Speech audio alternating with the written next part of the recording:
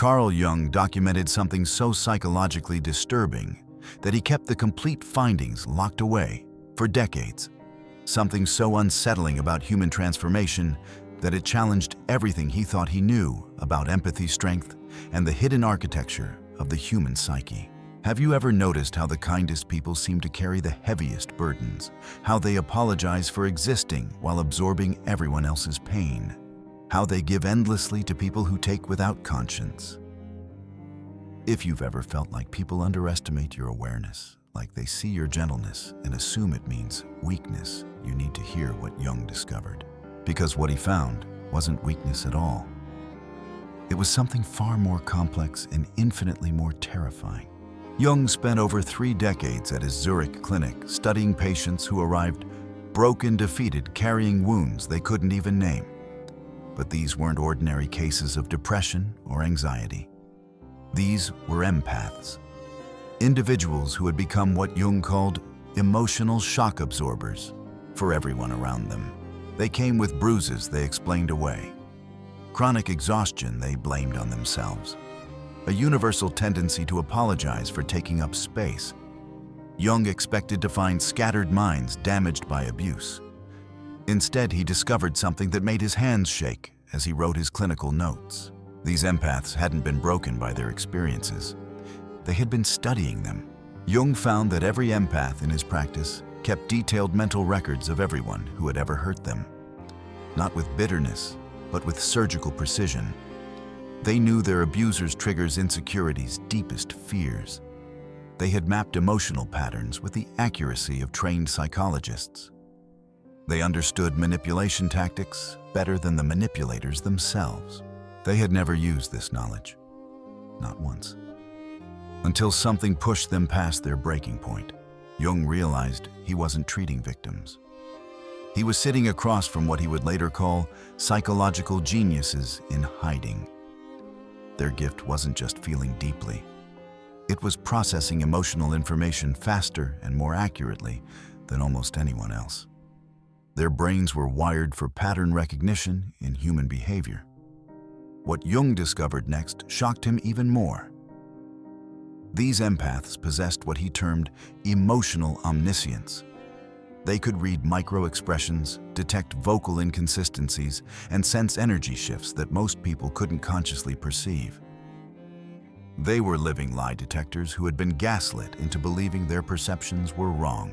Jung documented case after case, where empaths had accurately predicted betrayals months before they happened, had sensed affairs before finding evidence, had identified manipulative behavior patterns that took him weeks of professional analysis to recognize.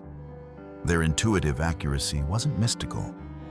It was neurological sophistication operating at levels that challenged his understanding of human perception.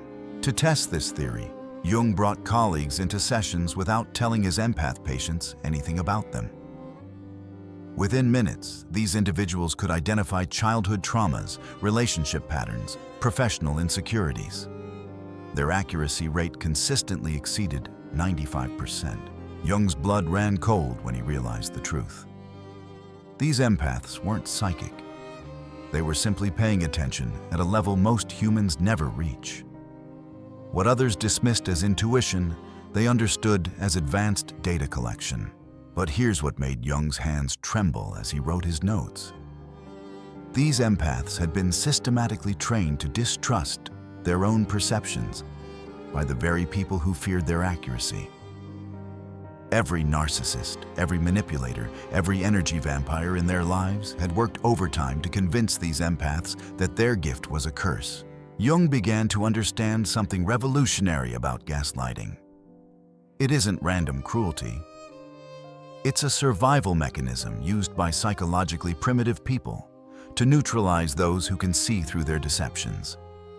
The empath's accuracy threatened the manipulator's carefully constructed false reality. Society had taught these individuals that their gift was a curse. Every time they tried to voice what they saw, the lies, the manipulation, the hidden agendas, people called them too sensitive or overly emotional. They learned to silence themselves, to doubt their perceptions, to apologize for seeing what others couldn't or wouldn't see. But here's what Jung discovered that changed everything. Truth doesn't disappear just because you stop speaking it. It accumulates. And in these cases, it had been accumulating for decades. Jung observed that empaths don't lose their minds from feeling too much. They lose their minds from being told their feelings are wrong. He realized these patients weren't having nervous breakdowns. They were having breakthroughs. Jung's breakthrough came when he started documenting what he called empathic accuracy logs. He had his patients write down their intuitive impressions about people and situations, then track the outcomes over time. The results were staggering.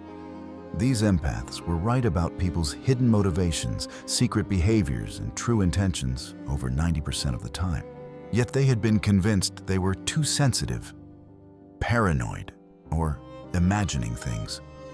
Jung realized he was witnessing a systematic campaign of psychological warfare designed to silence the most perceptive members of society. Jung identified a consistent pattern across dozens of cases. The transformation didn't happen gradually. It exploded in one crystalline moment that reflected what he understood about shadow integration under extreme psychological pressure. The trigger was always betrayal. Not just any betrayal, but betrayal by someone the empath had completely trusted and protected. In case after case, Jung documented the same devastating scenario. The empath would discover infidelity, financial betrayal, or systematic emotional manipulation from their closest person. What made it soul-crushing wasn't the act itself. It was the realization that they had seen the signs all along and ignored them. They had betrayed their own intuition to maintain the illusion of love. These patients did what empaths always do. They said nothing. They absorbed the pain in silence. They blamed themselves.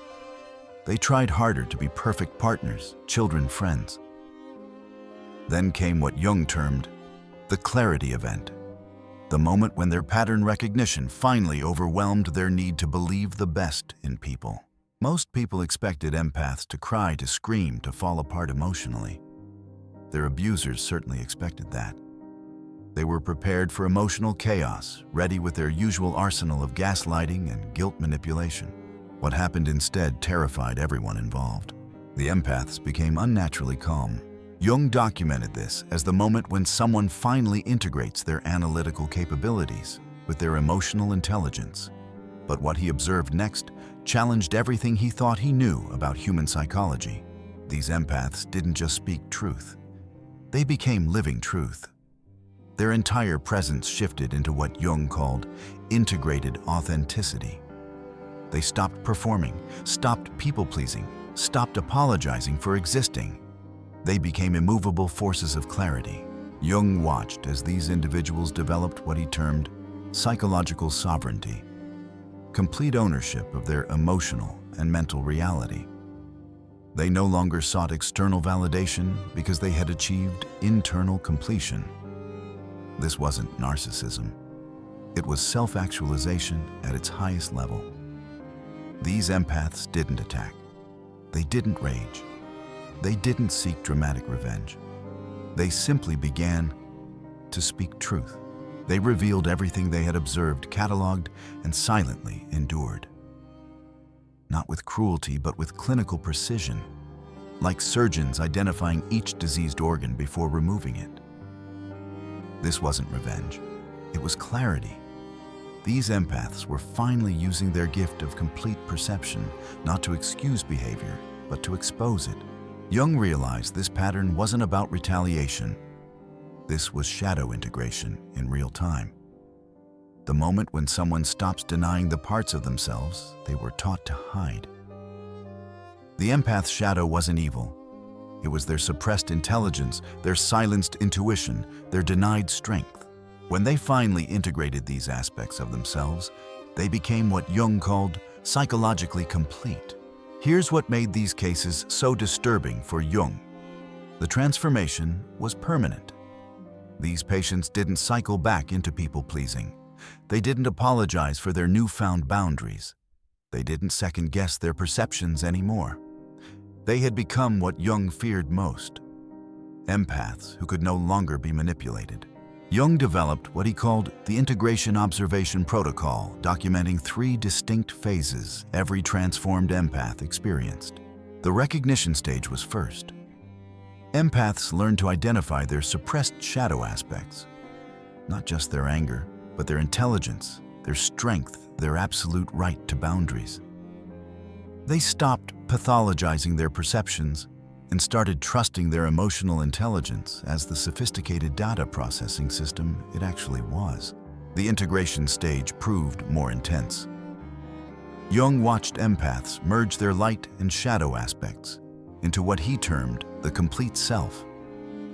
They became people who could be incredibly kind to those who deserved it and ruthlessly precise with those who didn't.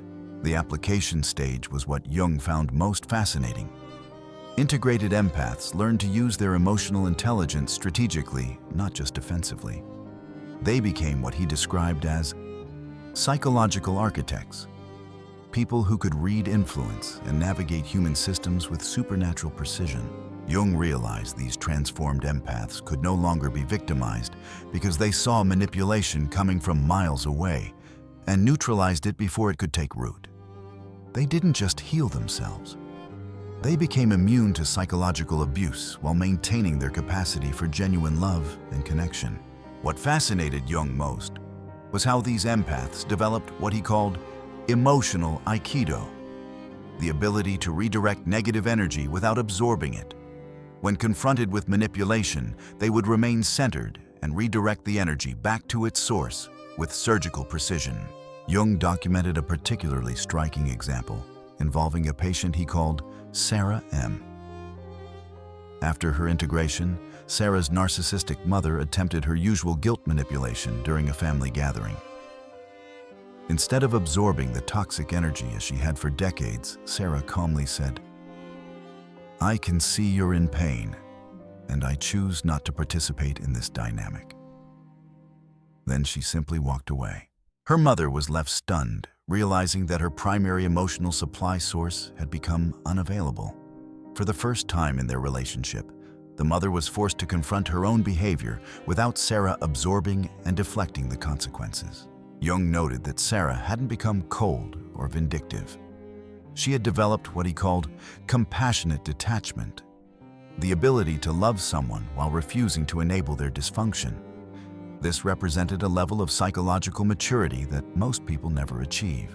But Jung observed something even more profound. These empaths began attracting entirely different types of people into their lives. Their new energy signature, what Jung called integrated authenticity, repelled energy vampires while magnetizing psychologically healthy individuals. Jung wrote extensively about what he termed the frequency shift. When empaths stop operating from wounds and start operating from wisdom, they literally vibrate at a different psychological frequency. People who are still unconscious can't maintain relationships with them anymore. Jung documented how one patient experienced this phenomenon after integration. Within 6 months, his circle of friends had completely changed. Toxic colleagues found excuses to avoid him while he began attracting psychologically healthy individuals. Jung realized he was witnessing natural selection at the consciousness level. Integrated empaths don't have to actively filter their relationships. Their authentic presence does the filtering automatically. Jung spent considerable time studying what he called the frequency phenomenon. He observed that integrated empaths operate at what he termed high vibration authenticity, a psychological state that naturally repels deceptive individuals while attracting conscious ones. Jung documented how this happened automatically. Manipulative people would feel inexplicably uncomfortable around integrated empaths. They couldn't explain why, but something about these individuals made their usual tactics feel transparent and ineffective. Meanwhile, emotionally healthy people felt energized and inspired by these empaths' presence. Jung realized this wasn't mystical, it was psychological. Integrated empaths had become so comfortable with truth that falsehood became impossible to maintain around them. They created what Jung called authenticity fields, environments where pretense naturally dissolved. Jung observed them becoming what he called selectively empathetic, still deeply caring, but strategically protective of where that care flowed. They had learned that their empathy wasn't something to be spilled everywhere. It was sacred. It had to be earned. This selective empathy wasn't coldness. Jung understood it as psychological maturity. These empaths had learned to distinguish between people genuinely struggling and people addicted to struggle. They could sense the difference between someone seeking healing and someone seeking enablement. The most disturbing part for Jung was how these transformed empaths' presence affected others. People who had once walked all over them suddenly felt nervous around them. They couldn't explain why. These empaths weren't aggressive or cruel, but everyone sensed something had fundamentally changed. Jung documented how manipulative individuals would often attempt regression testing, with transformed empaths trying to pull them back into old patterns through guilt or shame. When these tactics failed, the manipulators often became frustrated, revealing their true nature. But the integrated empaths remained unmoved by these attempts. They had developed emotional immunity, the ability to witness manipulation without being affected. They could see the behavior, understand its purpose, and choose not to engage. Jung identified what he called the predator's instinct. Manipulative people can sense when their usual tactics won't work. They avoid integrated empaths like vampires avoid sunlight. Jung wrote, "The awakened empath doesn't need to announce their power. Others can feel it in their bones." These empath transformations didn't happen in isolation. Jung documented how their changes affected every system they had been part of. Family dynamics collapsed. Not because these individuals destroyed them, but because they stopped enabling dysfunction. Jung documented several cases where integrated empaths' family members accused them of changing or becoming cold. In reality, these empaths had simply stopped enabling dysfunction. They were no longer willing to absorb others' emotional chaos. Jung observed that some family members eventually grew in response to the empath's boundaries. Others chose distance rather than self-examination. But in every case, the integrated empath remained centered about their choices. Jung observed something he called the empath's mirror effect. These transformed individuals didn't have to actively confront people's dysfunction anymore. Their mere presence reflected issues back with uncomfortable clarity. Manipulators couldn't stand to be around them. They felt exposed, seen through, unable to operate their usual psychological games. This mirror effect wasn't something these empaths did consciously. Jung realized it was a natural result of their integrated authenticity. When someone has stopped hiding from themselves, they create a psychological environment where others can't hide either. One striking case involved a man Jung called Patient T, who worked in a corporate environment. After his integration, his mere presence in meetings changed how people behaved. Colleagues stopped backstabbing and manipulation when he was around, not because he confronted them, but because their behavior felt too transparent to continue. Jung noted that Patient T didn't become judgmental. He simply embodied integrated awareness, seeing everything clearly without needing to fix it. This quality created safety for authentic people while making inauthentic behavior impossible to sustain. Meanwhile, authentic people felt safe with these empaths for the first time. Jung's research showed that awakened empaths become living truth detectors, not through judgment, but through presence. Jung spent years studying this phenomenon and developed what he called the authenticity resonance theory. People naturally align with a dominant psychological frequency in any environment. When an integrated empath enters a space, their authentic presence becomes the dominant frequency. This creates spontaneous, healing environments. People who have been hiding suddenly feel permission to be authentic. The integrated empath doesn't have to do anything. Their presence alone facilitates healing.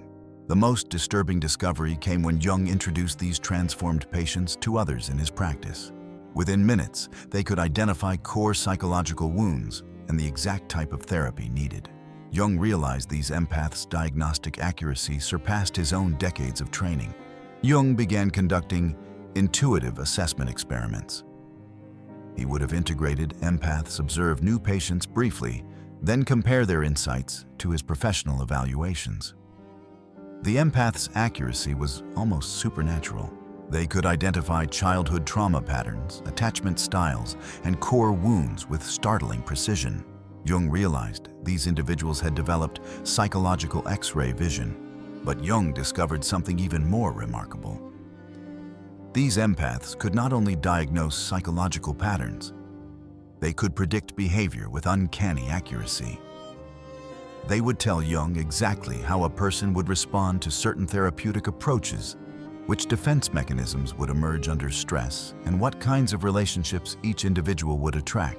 Jung began testing this predictive ability systematically. He would have empaths observe patients for just minutes, then make predictions about their psychological development. Over 85% of their predictions proved accurate over the following months and years. Jung realized he was documenting something that challenged the entire field of psychology. These empaths had developed through survival necessity diagnostic and predictive abilities that exceeded formal psychological training. They had become what he called natural psychological scientists. Jung began to understand that every empath potentially carries this level of insight. The difference was that integrated empaths had learned to trust their perceptions completely. This created an ethical dilemma that haunted him for years. If empaths could develop this level of psychological insight naturally through trauma and integration, what did that mean for the future of psychology itself? Jung realized he was witnessing the emergence of natural psychologists, individuals whose experiences had forced them to develop therapeutic-level insights. These empaths could read people's patterns and facilitate healing with remarkable skill. But Jung also recognized the potential dangers. An empath with this level of insight could easily manipulate others if they chose. They could identify vulnerabilities and exploit them with precision. The ethical implications kept Jung awake at night. Jung began seeing empathic sensitivity not as a disorder to be cured, but as a psychological capability to be properly understood and protected. He also recognized something concerning. In the wrong circumstances, these abilities could be devastating. An empath who integrated their shadow without proper ethical grounding could become extremely manipulative. Jung spent months developing the ethical integration framework. He found that authentic shadow integration naturally includes ethical expansion. When empaths truly integrate their shadow, they don't become cruel. They become more compassionate. This happened because integration forced these individuals to face their own capacity for darkness. They confronted their ability to manipulate their potential for cruelty. But rather than embracing these aspects, they chose to transmute them into protective strength. Jung documented how integrated empaths developed fierce compassion, the ability to be ruthlessly kind. They would refuse to enable destructive behavior while maintaining love for the person. They learned to separate the individual from their actions. Jung developed conscious integration protocols, guided processes that could help empaths integrate safely and ethically. His protocols focused on awareness, acceptance, and application. First, empaths needed awareness of their suppressed shadow aspects. Then, acceptance of these as natural parts of wholeness. Finally, learning to apply integrated power for healing rather than harm. Jung tested these protocols with dozens of patients over several years. The results were remarkable. Empaths who underwent conscious integration developed the same psychological immunity as those forced into transformation through trauma, but without the devastating betrayal trigger. Jung realized shadow integration didn't have to wait for ultimate betrayal. It could be achieved through conscious choice and guided process. This meant empaths could reclaim their power before they were broken. Jung's conscious integration method proved so effective that he began what he called the Zurich Empathic Integration Study. a comprehensive research project tracking empaths through conscious transformation over multiple years. The results revolutionized his understanding of human potential. Conscious integration not only prevented the devastating trauma that usually triggered empath awakening, it actually produced more stable and sustainable transformations. Empaths who chose their integration journey maintained better relationships, experienced less psychological turbulence, and developed more balanced access to their abilities. Jung documented how these consciously integrated empaths became what he termed evolutionary bridges. Individuals who could help other empaths navigate their own transformation without waiting for crisis to force the process. Jung's final notes on these cases reveal something beautiful. These individuals lived the rest of their lives as what he described as balanced warriors. People capable of incredible gentleness with those who earned it, and implacable strength against those who threatened it. Jung documented how these balanced warriors moved through the world with conscious sovereignty. They made decisions based on their values rather than others' expectations. They chose relationships that nourished rather than drained them. Most importantly, they maintained open-hearted boundaries. They could remain emotionally available to authentic connection while being unavailable to manipulation. They had learned to love without losing themselves. Jung studied these transformed individuals for decades. What he found was remarkable. Not a single integrated empath ever reverted to old patterns of unconscious absorption. The transformation was permanent. These individuals continued evolving throughout their lives. Their shadow integration became a foundation for continued psychological development. They became lifetime learners of consciousness. Jung noted that integrated empaths often became mentors to other sensitive individuals, creating consciousness networks. Communities of psychologically mature individuals supporting each other's continued evolution. They became templates for what Jung believed was humanity's next evolutionary step. People who could feel everything without being destroyed by it, see everything without becoming cynical, and love deeply without losing themselves. Jung's last observation about these transformed empaths, written near the end of his career, they proved that the empath's journey is not from sensitivity to numbness, but from unconscious absorption to conscious choice. They became not less empathetic, but perfectly empathetic. Now, if you're an empath recognizing yourself in this research, understand that you're facing what Jung called the most important choice in human psychological development. You can wait for life to force this transformation upon you through ultimate betrayal, or you can begin conscious integration now. Jung's research revealed that most empaths, when pushed to their breaking point, choose integration naturally.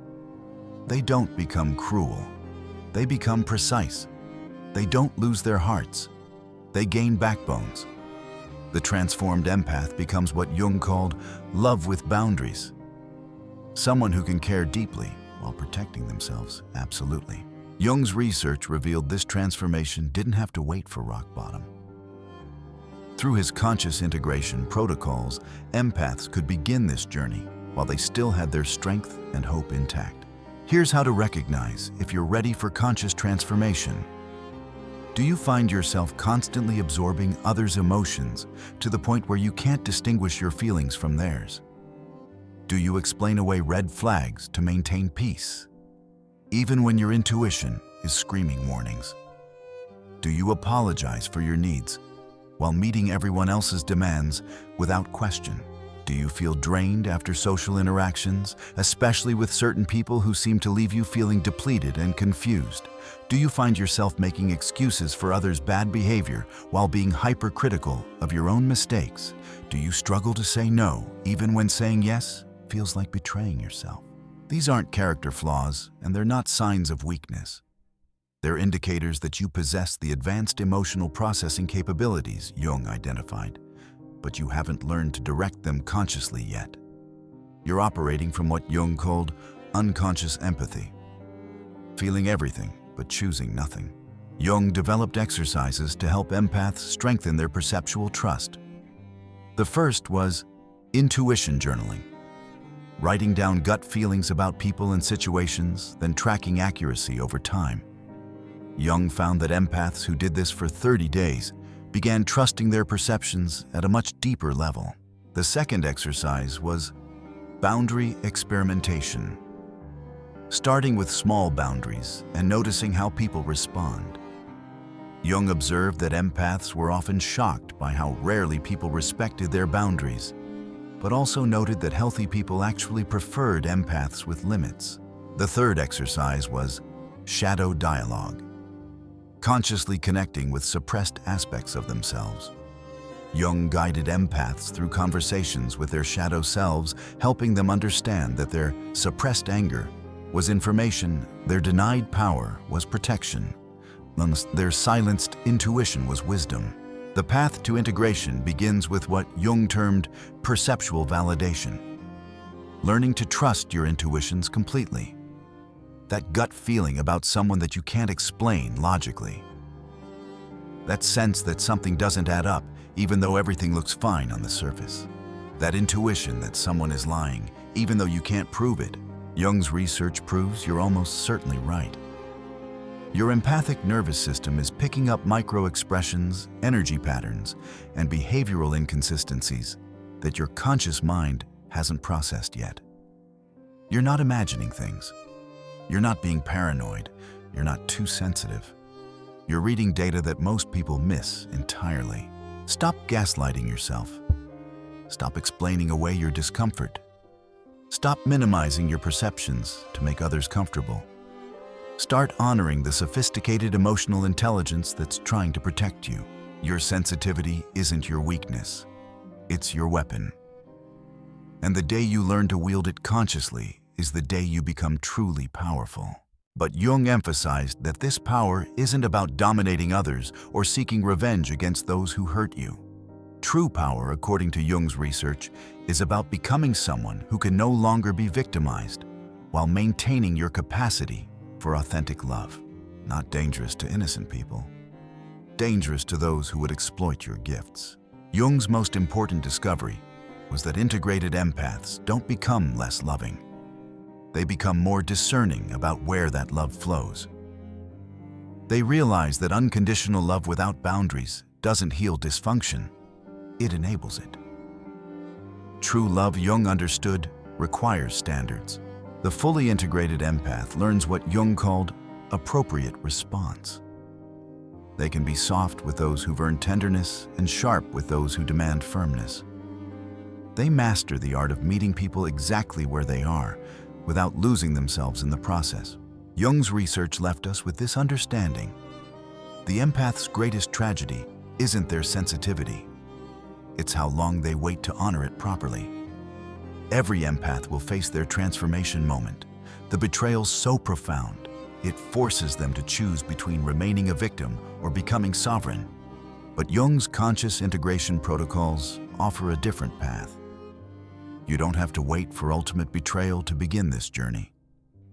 You can choose integration while you still have your strength, your hope, and your faith in yourself intact. The question isn't whether the empath will transform. According to Jung's research, integration is inevitable for anyone with authentic empathic capabilities. The only question is whether you'll direct that transformation consciously or let life force it upon you through crisis. Jung spent decades studying patients who seemed gentle and broken until something inside them snapped.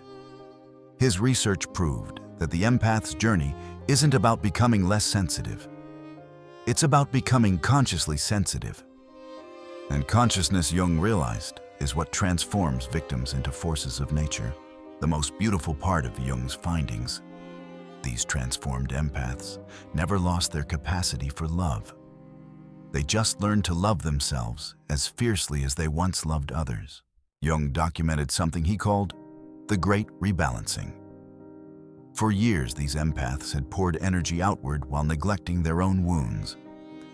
The integration process forced them to turn that loving energy inward with what Jung termed necessary self-compassion.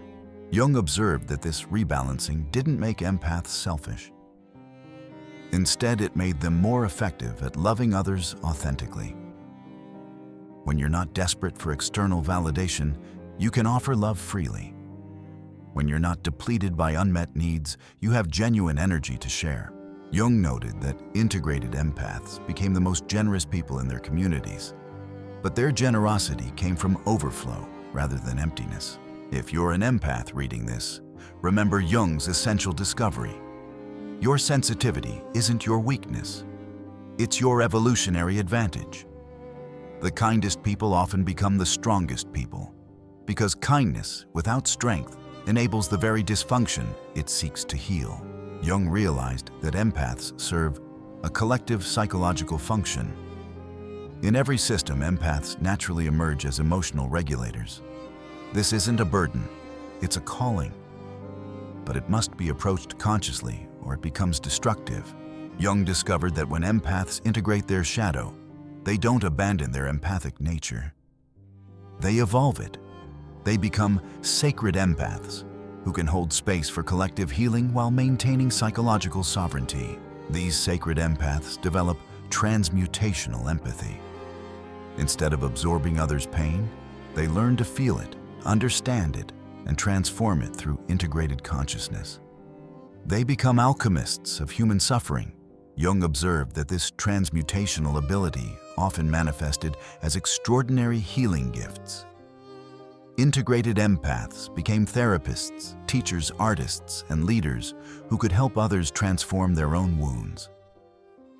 They didn't fix people. They created environments where people could heal themselves. When empaths finally integrate their shadow, their suppressed intelligence, their denied boundaries, their silenced intuition, they become what Jung called forces of nature. Not violent, not cruel, but utterly unshakable. Jung spent considerable time studying what made integrated empaths so psychologically powerful. He identified several key characteristics that set them apart. First, they possessed emotional omniscience, the ability to read psychological patterns with supernatural accuracy. But unlike unconscious empaths who felt everything chaotically integrated, empaths could process emotional information with precision while maintaining complete emotional regulation. Second, they developed selective permeability, the ability to consciously choose what emotions to absorb and deflect. They could open their empathic channels for healing work, then close them for protection. Third, integrated empaths exhibited paradoxical presence. They could be simultaneously available and unavailable, fully present for authentic connection while utterly inaccessible to manipulation. Jung documented how these characteristics made integrated empaths extraordinarily effective in every area of life. They became evolutionary catalysts, individuals whose presence accelerated the psychological development of everyone around them. Jung's case studies revealed that integrated empaths often became unconscious teachers, modeling healthy boundaries and demonstrating how to love without losing oneself. They rarely spoke about their transformation unless asked. Their integrated presence spoke for itself. They represent what Jung believed was humanity's psychological future. Individuals who can hold both compassion and discernment, both openness and protection, both love and limits. The awakened empath becomes living proof of Jung's most profound truth. Within every wound lies the seed of transcendence. Within every betrayal lives the invitation to become whole. Jung realized that the empath's journey through shadow integration represented species-level psychological evolution, humanity's movement toward higher consciousness. Jung believed empaths were evolutionary pioneers developing psychological capabilities that would become more widespread. Their ability to process emotional information, their capacity for empathy paired with boundaries, their skill at reading psychological patterns, these were previews of humanity's future. Jung documented case after case of integrated empaths who became beacon lights in their communities through embodying the possibility of transformation. They proved healing was not just possible, but inevitable for anyone willing to face their shadow. Jung's most profound discovery came in his final years of research. He realized that integrated empaths weren't just healing themselves. They were healing the collective unconscious. Each transformation created what he called morphic resonance, a psychological field effect that made transformation easier for other empaths. Jung documented how empaths who underwent integration often found other empaths naturally drawn to them, not in codependent ways, but in what Jung termed resonant recognition, the deep acknowledgement between souls who had walked similar paths. These integrated empaths became natural teachers, mentors, and guides, creating what Jung called healing networks throughout society. They were living proof that the empath's journey from victim to sovereign was not only possible, but represented humanity's evolutionary destiny. This is the psychology of the awakened empath.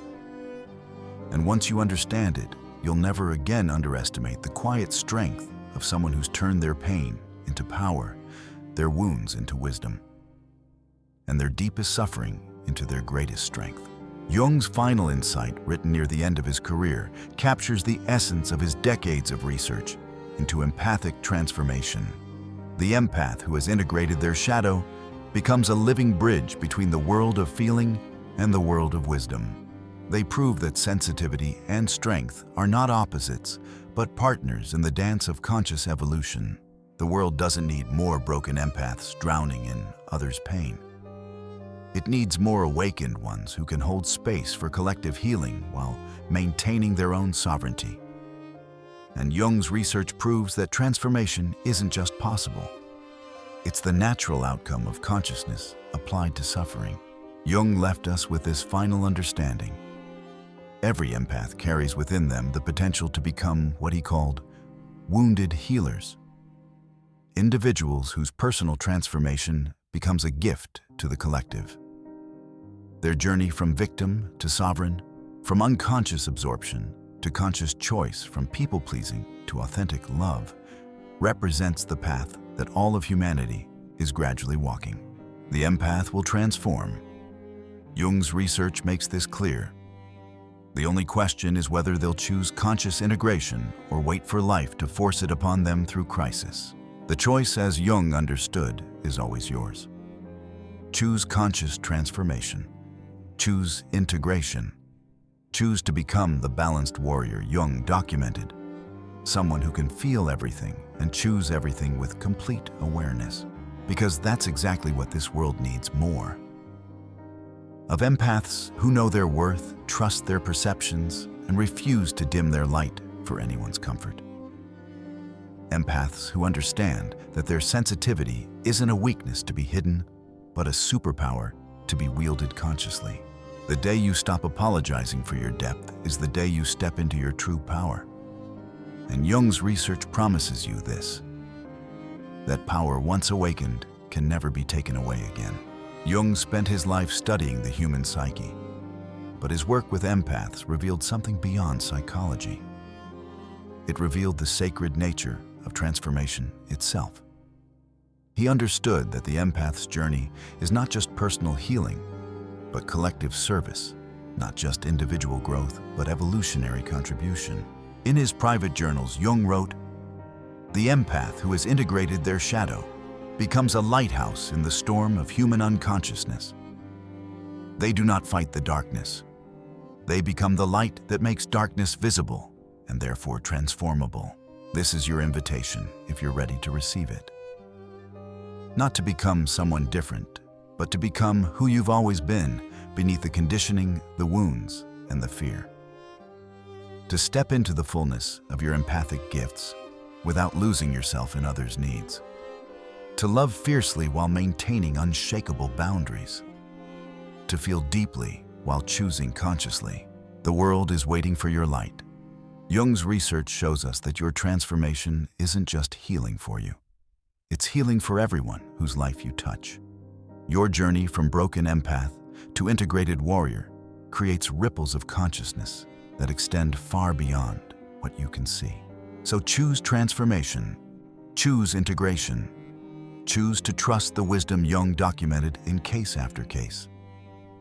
That within your greatest sensitivity lies your greatest strength, and within your deepest wounds lies your most powerful gift to the world. If this message awakened something in your soul, let me know in the comments. Write, I choose conscious transformation. If you're ready to begin your integration journey, like the empaths Jung documented. Subscribe for more revelations about the hidden psychology of human transformation. Share this with someone who still believes empathy is weakness. Help them understand it's actually humanity's greatest strength when wielded consciously. And remember, your sensitivity isn't your curse. It's your sacred calling to help heal this world, one conscious choice at a time.